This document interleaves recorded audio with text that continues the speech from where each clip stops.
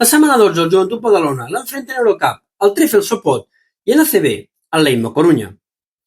En Eurocup, el Trifel Sopot acumula 11 derrotes consecutives, no coneix la victòria i està pagant caríssima la seva novetada en la competició.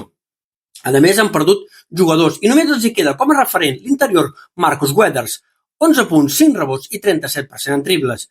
És un equip que només anota 75 punts, un equip que perd moltes pilotes, un equip que només té un 28,1% en triples i un equip que li costa molt fer les coses. És veritat que en alguns partits hauria pogut guanyar, però és un equip dèbil, un equip amb poca rotació i un equip que, sincerament, manca de qualitat.